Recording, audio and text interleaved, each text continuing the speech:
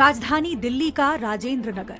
देश भर से बच्चे यहाँ सिविल सर्विस परीक्षा की तैयारी करने आते हैं। इलाके में आपको बेसमेंट में कोचिंग, लाइब्रेरी और रहने के लिए थोड़ी कम कीमत में रूम तक मिल जाएंगे, जो सुरक्षा को नजरअंदाज कर सालों से अवैध तरीके से चल रहे हैं। 10-15 मिनट की बारिश में ही यहाँ पे वाटर लॉगिंग होने लगती है और अभी जैसे हमने देखा 3 छात्रों की मौत हुई है, तो ये सबसे मतलब it is a crime, it is a murder. 27 जुलाई को राजेंद्र नगर में मौजूद राउ कोचिंग के बेसमेंट में चल रही लाइब्रेरी में पानी भर गया था, जिस वजह से 3 छात्रों की मौत हो गई थी। एमसीडी ने कार्रवाई करते हुए अब तक दिल्ली में 20 से ज्यादा बेसमेंट्स को सील कर दिया है। हादसे के बाद दैनिक भास्कर राजेंद्र नगर पहुंचा, जहां कार्रवाई के डर की वजह से बेसमेंट में चल रही लाइब्रेरी को ओनर्स ने बंद कर दिया है। ये अक्षित लाइब्रेरी है। इसके जो पोस्टर हैं वो यहाँ पिलर पर लगे हुए हैं। जब हम यहाँ पहुँचे तो यहाँ पर ताला लगा हुआ है, जैसा कि तमाम जो लाइब्रेरी है राजेंद्र नगर में जो बेसमेंट में बनी हुई हैं उन पर ताला लग चुका है। उसी तरह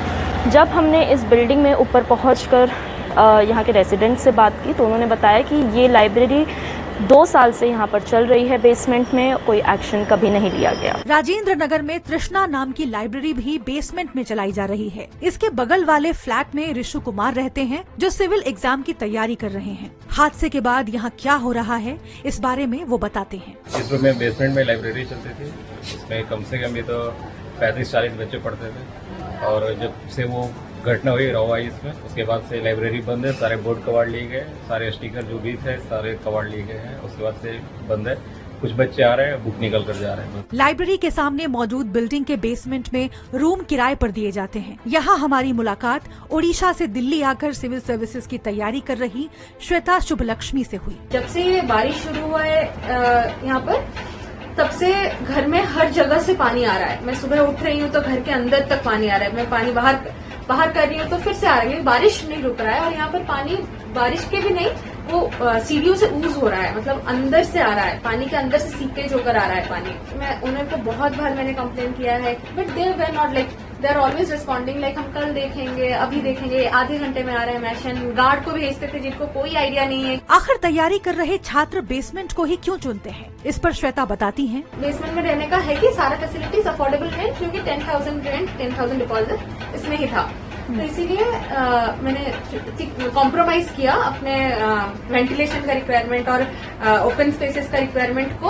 अफोर्डेबिलिटी एंड प्राइवेसी के लिए वो कॉम्प्रोमाइज करना पड़ा हमको बैलेंस करके। पूरे राजेंद्र नगर में 150 से ज्यादा लाइब्रेरी हैं, जो बेसमेंट में चलाई जा रही हैं। हादसे के बाद से ज्यादातर बंद हैं। कुछ के गेट पर दीवार बना दी गई तो किसी के गेट को बोरियों से ढक दिया गया। लाइब्रेरी में रह गया स्टूडेंट्स का सामान बोरी में भरकर लौटाया जा रहा है। सिविल एग्जाम की तैयारी कर रहे छात्र उत्कर्ष बताते हैं कि यहाँ रहकर तैयारी करना कितना महंगा है। हम लाइब्रेरी जा रहे हैं जिसकी कॉस्ट 3,500 से लेके 4,000 तक की है।